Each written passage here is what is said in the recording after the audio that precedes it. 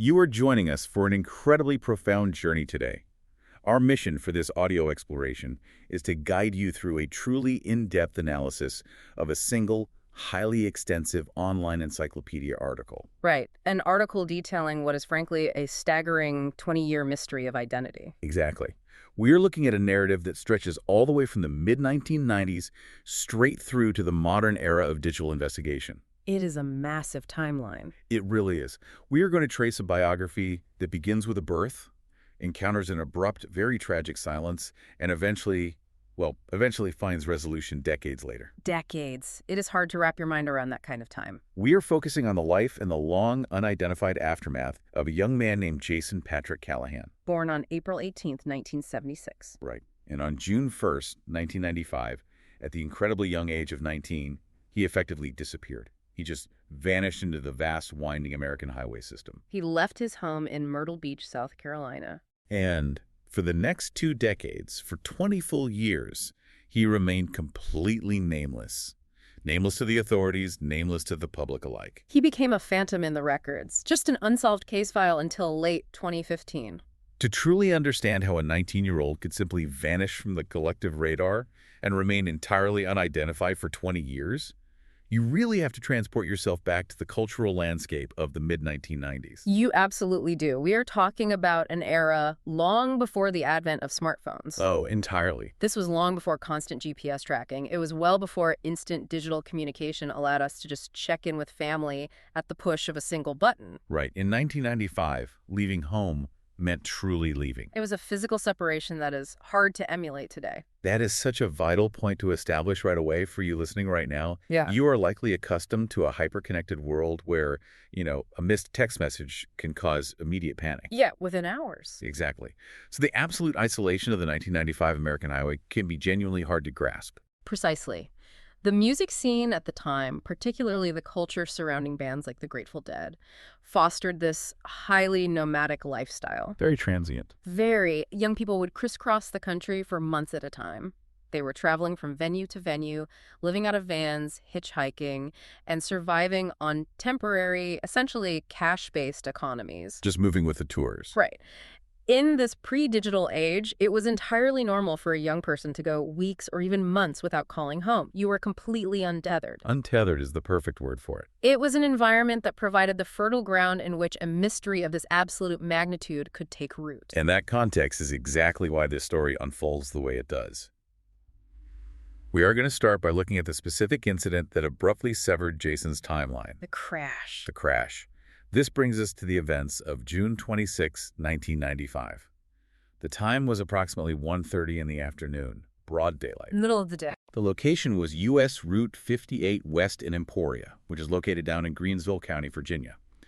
According to the records, a Volkswagen Vanagon was traveling down this route when it veered off the road and crashed violently into a pair of trees. The physical reality of that crash was catastrophic. It was devastating. The driver of that Volkswagen Vanagon was a 21-year-old man named Michael E. Hager. Jason Patrick Callahan was the passenger, though of course the authorities had absolutely no idea who he was at the time. None at all. The accident reports clearly state that neither Hager nor his unidentified passenger were wearing seatbelts. Which, when you were talking about an older Volkswagen van hitting a stationary object like a tree at highway speeds, that is just devastating. It was a critical, fatal factor. The structural integrity of those older vans simply did not offer the crumple zones or the advanced airbag systems we rely on today. There was no buffer. Exactly. Without seatbelts, the deceleration forces are entirely absorbed by the human body. Both young men suffered massive blunt force trauma as a direct result of the impact with the trees. And both perished in the accident. Both of them, yes. The investigation into the crash itself immediately presented authorities with a very perplexing scenario. The conditions were perfectly clear. Broad daylight, as you said. Right. It was the middle of the day. There were no immediate environmental hazards reported. No slick roads, no heavy rain, no severe sun glare that would explain why a vehicle would suddenly leave the roadway with such catastrophic force. That complete absence of external causes is what makes the mechanics of the crash so deeply tragic. When authorities conducted their post-mortem examinations, the toxicology reports came back completely clean for both men. Totally clean. Neither the driver, Michael Hager, nor the passenger had any trace of drugs or alcohol in their systems. Which immediately rules out the most common assumptions people naturally make when they hear about a fatal single-vehicle accident involving two young men traveling in the mid-90s. Exactly. You assume impairment, but there was none. Without impairment, without bad weather, and without another vehicle involved or an animal darting into the road, investigators were left with one primary prevailing hypothesis. That Michael Hager simply fell asleep at the wheel. Yes. This highlights the silent, sudden tragedy of highway fatigue. Highway hypnosis is a very real, very terrifying phenomenon. It absolutely is. Driving long distances, especially in an older vehicle like a Vanagon, where you feel every single vibration of the road, the monotonous hum of the tires can lull a driver into what researchers call a microsleep. Just a few seconds. It only takes a fraction of a second of inattention at highway speeds to drift off the pavement. By the time the tires hit the dirt or the rumble strip, the correction is often too late or far too drastic. It is a sobering reminder of how rapidly an ordinary journey can become fatal. The timeline leading up to that fatal moment of highway fatigue is something investigators tried desperately to reconstruct. They had to trace the route of the Vanagon to understand where this unidentified passenger might have even come from. They needed an origin point. Right. Michael Hager's family was interviewed, and they were able to provide a crucial piece of the geographic puzzle. They knew that Michael had stopped in Williamsburg, Virginia. To deliver a letter to his father. Correct. This stop in Williamsburg became a massive focal point for speculation early on in the investigation. Because they needed to know where the passenger entered the timeline, there was a pervasive rumor that Hager might have picked up his passenger while he was in Williamsburg. But the records show that was not the case, correct? That is correct. The documented information explicitly notes that a detective from the area firmly refuted this claim. The detective stated that Hager was entirely alone when he stopped to visit his father. This is a vital piece of the timeline because it establishes a tight geographical window for the authorities. If Hager was alone in Williamsburg, but he had a passenger when he crashed in Emporia, the pickup had to have occurred somewhere in between those 2 points. Precisely. Investigators and followers of the case mapped this out and speculated heavily on the route, suggesting that the most likely scenario was that Hager picked up the hitchhiker somewhere between Fairfax and Gloucester, Virginia. It frames the passenger as someone merely seeking a ride, a traveler whose path intersected with Hager's trajectory purely by chance on the Virginia highways. Here's where it gets really interesting. The belongings found on the unidentified passenger. The inventory is so sparse. It is incredibly sparse, yet highly specific. When the authorities processed the scene and examined the young man, his pockets contained a very distinct collection of items. They found a yellow Bic lighter. Okay. They found exactly $1 in quarters, and most significantly, they found 2 scalp tickets to a Grateful Dead concert. The specifics of those tickets cannot be overstated here. They were dated June 24 and June 25, 1995. And the accident occurred on June 26. Right. So these tickets were for the Grateful Dead performances at the Robert F. Kennedy Memorial Stadium in Washington, D.C. This immediately gave the authorities a potential origin point for the passenger's recent movements. He had almost certainly been in Washington, D.C. just 24 to 48 hours prior to his death. It was an incredible anchor point for the investigation. The presence of the tickets not only mapped his recent location, but also cemented his direct connection to the Grateful Dead community. It is where the name came from. Yes, this connection was so strong that it earned him the moniker Grateful Doe in the media and among investigators. Furthermore, the dollar and quarters speaks volumes about the reality of his situation. In 1995, quarters meant payphones or toll booths. It paints a picture of a traveler surviving on the absolute minimum, carrying just enough loose change to make a quick call from a gas station. The authorities recognized the tickets as their absolute best lead. Every ticket has a paper trail, or at least that is the intense hope of any detective. In what must be considered a miraculous feat of investigative footwork for 1995, they actually managed to trace those specific scalp tickets. They did. They tracked the serial numbers printed on the paper back to a man living in Pennsylvania. You can imagine the hope that must have surged through the investigative team. They had a direct link to a person who had interacted with their John Doe just days before the crash. But that hope was instantly extinguished. The man in Pennsylvania turned out to be a professional, or at least semi-professional, ticket reseller. That's Albert. He handled a high volume of transactions right outside the stadium. Which means he was dealing with dozens, maybe hundreds of people in a very chaotic environment. Exactly. When contacted by the authorities, he had absolutely no memory of this specific buyer. Think about the environment outside a stadium concert. The noise, the crowds, the rapid exchange of cash for paper. Just a blur of faces. In a sea of faces, a single transaction lasting mere seconds leaves no lasting visual impression. The best lead the authorities had encountered abruptly became a complete dead end. The person who sold him the tickets could provide no name, no physical description, and no context whatsoever. That brings us to the final, and perhaps the most haunting piece of physical evidence found either in his pocket or near the crash site. It was a handwritten note. The Caroline's note. Yes. The text of the note was preserved in the records, and I will read it exactly as it was written. It said, "Jason, sorry we had to go. See you around. Call me 914, followed by 4 unrecognized digits. Caroline T. and Caroline O. By."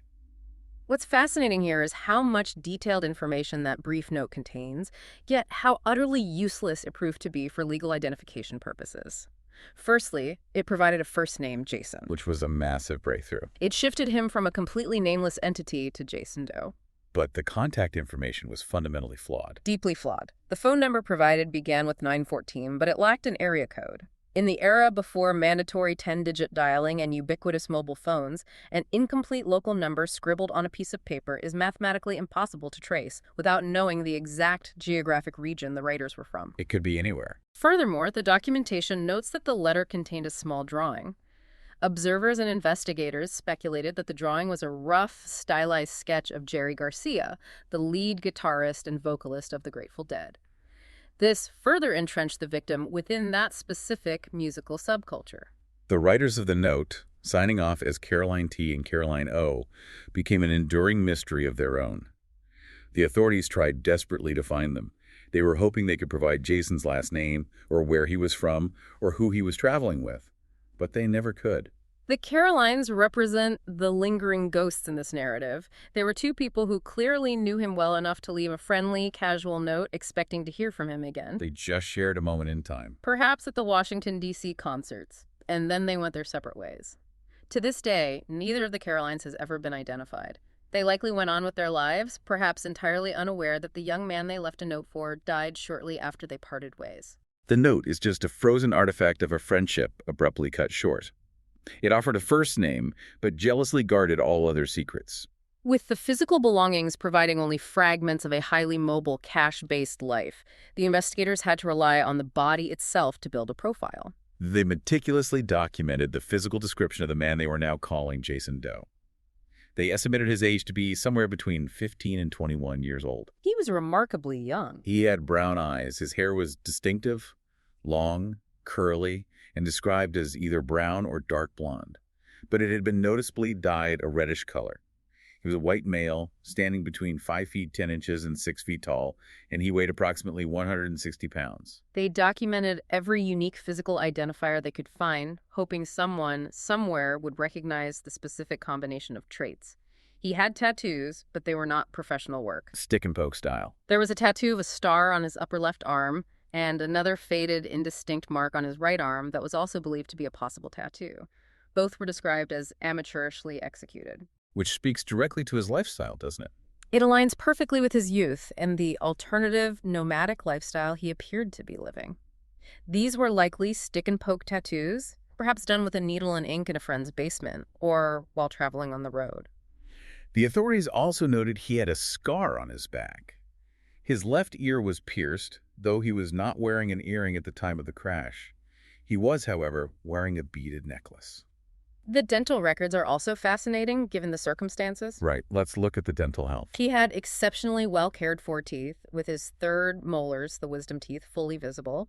He had absolutely no dental work, no fillings, no crowns, no corrective interventions.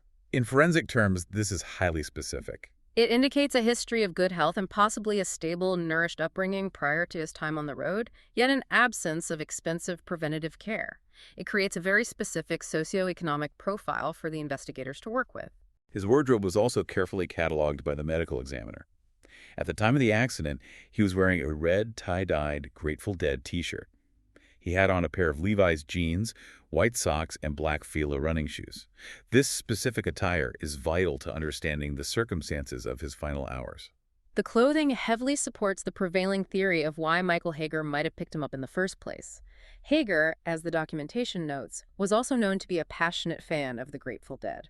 When you are driving a Volkswagen Vanagon down a Virginia highway and you see a young man hitchhiking in a tie-dyed Grateful Dead shirt, there is an immediate visual kinship. They shared a style, a fandom, and likely a set of cultural values. It was a community that heavily looked out for its own. Hager didn't just pull over for a random stranger, he picked up a fellow traveler. He likely felt an instant camaraderie with him based entirely on that shared visual identity.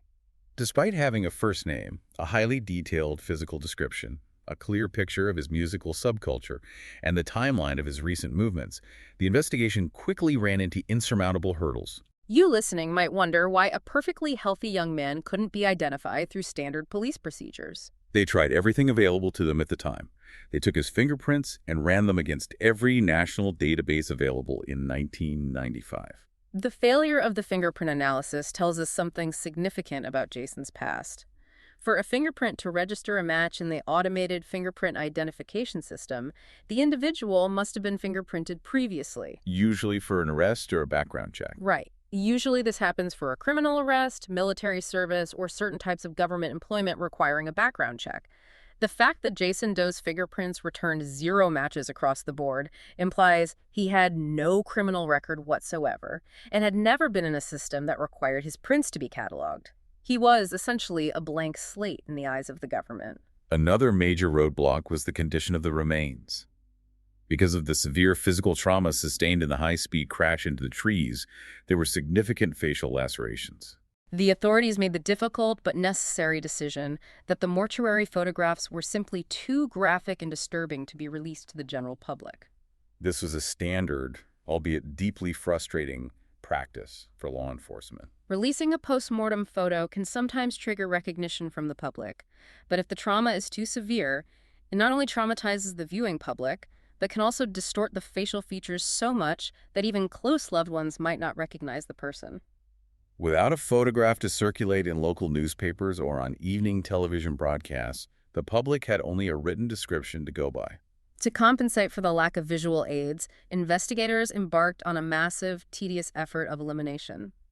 They manually compared Jason Doe's physical profile against the records of missing persons across the country. The files note that they successfully ruled out at least 221 different missing people. Think about the pure labor involved in that. They meticulously checked 221 separate individuals. They compared dental records, height, weight, hair color, and timeline for every single one, hoping to find a match. And every single one of those 221 inquiries was a dead end. Without a match, and with all leads exhausted, the case inevitably went cold. Okay, let's unpack this 20 years pass. We shift the timeline all the way forward to January of 2015.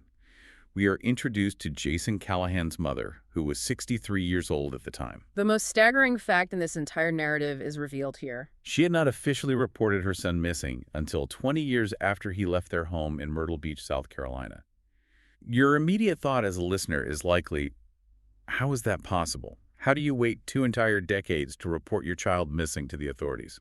If we connect this to the bigger picture, we have to revisit the nomadic nature of the culture Jason was a part of and the bureaucratic limitations of the era. LT Joey Crosby, a spokesman for the Myrtle Beach Police, provided crucial context regarding this delay. He explained that the mother did actually attempt to report him missing in the early days. It wasn't a case of apathy. But she ran into jurisdictional walls. Exactly. Because Jason was traveling across multiple state lines, moving constantly to follow the band's tour schedule, she encountered massive bureaucratic confusion. She didn't know which specific jurisdiction had the legal authority or the procedural responsibility to take the report. Was it South Carolina, where he physically left from? Was it the last state he called from? The sheer mobility of his lifestyle confounded the standard procedures for reporting a missing person in an era before centralized, digitized national databases were easily accessible to local precincts. The family's internal rationalization is perhaps the most difficult and human aspect to consider. The documentation states that the family presumed he had intentionally estranged himself. They believed he had simply chosen to go, as they put it, live on his own, elsewhere. The psychological weight of that assumption is immense. It is a textbook example of a psychological concept known as ambiguous loss. For 20 years, his mother and his family lived with the agonizing belief that Jason was out there in the world, alive, but actively choosing not to contact them. That has to be a very specific, complicated type of grief. It is arguably one of the most difficult types of grief to process because there is absolutely no closure. When someone vanishes into a subculture explicitly known for intentional disconnection and anti-establishment living, the family must weigh the terrifying possibility of tragedy against the somewhat comforting, though deeply painful, possibility of voluntary estrangement. They chose to believe he was living off the grid. They imagined he was finding his own way in a community that shunned traditional societal structures. The reality that his journey had ended violently on a Virginia highway less than a month after he left home was a truth they were shielded from for 2 decades by a simple lack of institutional connection. While the family waited in silence, the modern era was slowly catching up to the cold case files of the past. The digital sleuths entered the picture, leading to a monumental breakthrough in the case. In 2012, the National Center for Missing and Exploited Children stepped in and created a new, updated facial reconstruction of Jason Doe. This reconstruction was a vital turning point. This wasn't just a sketch. It was a highly sophisticated attempt to show what the young man might have looked like in life, using advanced 3D modeling techniques to smooth out the severe trauma of the accident while remaining anatomically faithful to his bone structure. And the creation of that 2012 reconstruction was the absolute catalyst for what happened next. By 2015, the internet had fundamentally changed how cold cases were handled by the public. It was no longer just the exclusive domain of local detectives working out of filing cabinets. Amateur investigators, forming massive communities on online forums and utilizing vast social media networks, took up the mantle of the Grateful Doe. The shift from local policing to global crowdsourcing is remarkable here. These online communities possessed a global reach and an obsessive dedication to cross-referencing data that local precincts in 1995 could never have imagined, let alone utilized. They took the 2012 facial reconstruction, and they circulated it relentlessly across digital platforms. They analyzed every detail of the case file, looking for patterns that a single detective might have missed. Their digital amplification worked. In 2015, photographs suddenly surfaced online. These were real photographs of a young man, and the resemblance to the 2012 facial reconstruction was striking. The young man in the photos was wearing clothes remarkably similar to the descriptions of the Grateful Doe's wardrobe. Crucially, the people posting these photos noted that the man's name was Jason, and he was known to be a passionate fan of the Grateful Dead. The emergence of these specific photographs is a profound testament to the strange nature of memory and documentation. The photos were provided by former roommates and friends. These were people who knew he had lived in Illinois and South Carolina. They remembered his face clearly, they remembered his style, his mannerisms, and his intense musical tastes. Yet, remarkably, none of these former roommates or friends could remember his last name. That detail is so hard to wrap your head around. You live with someone, but you don't know their last name. It underscores exactly how fluid and informal relationships could be in that particular scene.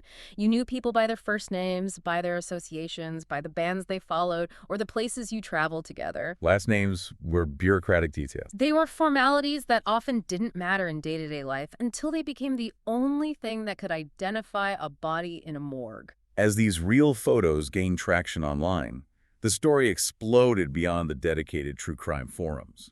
Major media outlets recognized the incredibly compelling nature of the mystery. Publications with a massive reach picked up the story, broadcasting the side-by-side comparisons of the real photographs and the reconstruction to millions of readers. They effectively turned a forgotten 20-year-old John Doe case from rural Virginia into a massive, viral, collaborative mystery.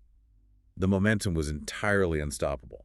The media amplification bridged the final, crucial gap in the timeline. It pushed the story out of the specialized echo chambers of the internet and into the mainstream public consciousness. By doing so, it vastly increased the statistical probability that someone with a concrete, familial connection would finally see it. And that is precisely what happened. The viral spread of the images eventually reached the eyes of those who knew his full truth. This sudden influx of information prompted his mother to officially file the missing persons report in January of 2015, formalizing the search that had begun informally online by thousands of strangers. So what does this all mean? We reached the final, deeply anticipated steps of this intricate investigation.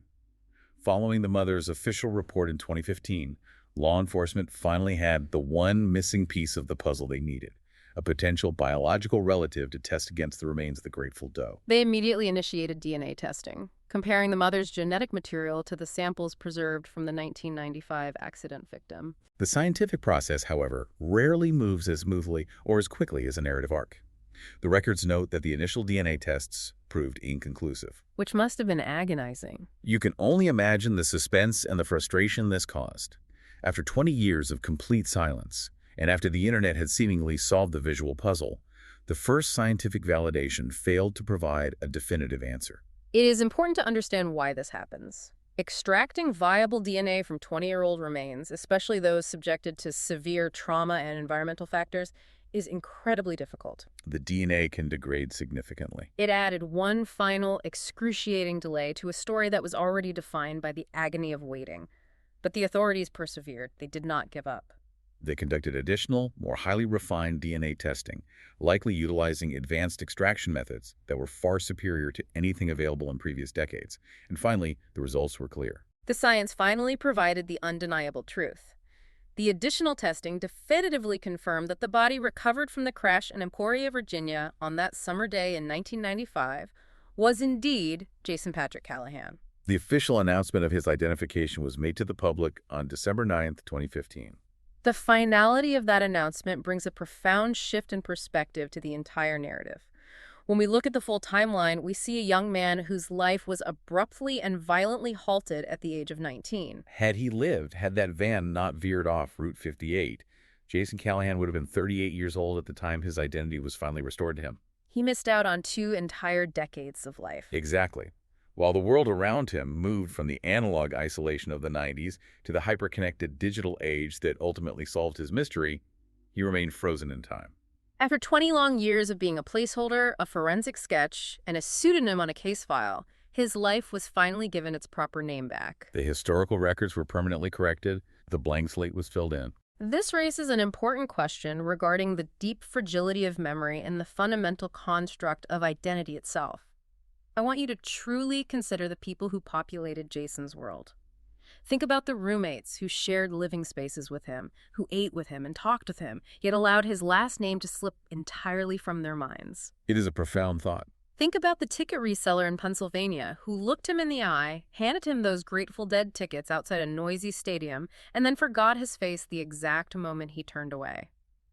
It forces us to examine how lightly we touch the lives of others. It really does. It shows how easily a person could, in an age before digital footprints anchored us to massive databases, entirely vanish into the vast empty spaces between cities.